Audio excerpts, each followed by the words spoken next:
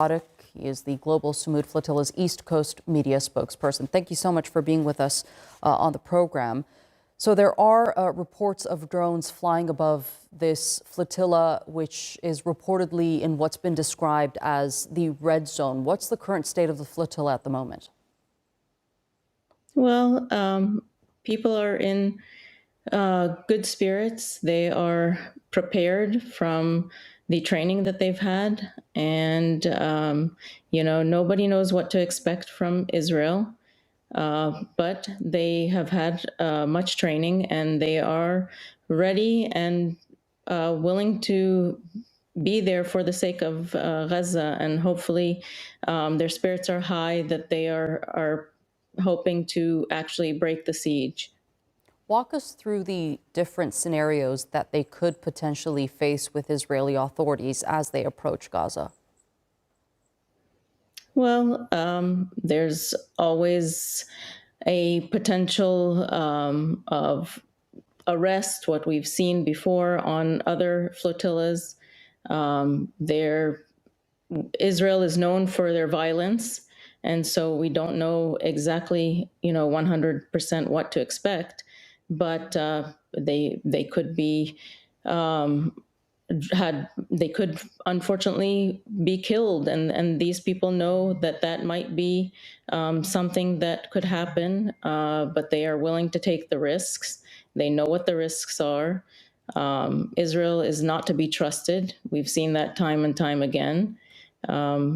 So there's potentiality of bombing, of arrest, of taken, they're kidnapped and treated with horrendous treatment. So we just don't know yet.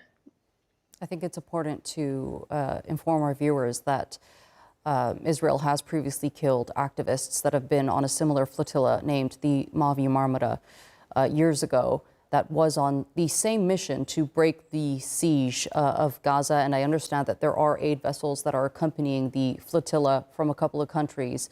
Do we know what action that they're willing to take if the flotilla is intercepted? Well, with the Italian and Spanish fleets that have been following them behind, we didn't expect any of these ships to actually go with the flotillas all the way to Gaza. And so it's not a surprise if they retreat, or if they, don't accompany these flotillas. And this is one reason, that why we are, as civilians and people of the world, doing what we're doing, when time and time again governments have proven that they are not taking the right steps to do what they should be doing as far as stopping the genocide, delivering the aid to Gaza as governments should. And this is why the people must act. The boats are going to try to break open a humanitarian corridor. And this is something that governments should have done, but unfortunately they have not. And this is why the people are taken to the sea now. This is a nonviolent humanitarian mission that aims to break the siege of Gaza and bring aid to the people there. And it's essential that this story is kept in the headlines. What message do you want to give to the international community? Well, we need to keep all eyes on Gaza. Yes, the flotillas are important, and we need to be watching them and hoping that they do break the siege this time. But all eyes need to be kept on Gaza.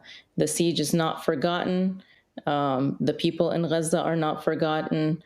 And, Israel has already tried to manufacture evidence against the flotillas to try and dehumanize them and make them, in other words, if they want a reason to have any kind of violence toward these flotillas, they have already tried to manufacture evidence to criminalize the flotillas. But we need to keep the headlines alive. We need to have the flotilla's greatest shield is the world's eyes. So when the headlines, as we've seen before, when headlines go dark, this is when Israel acts with impunity.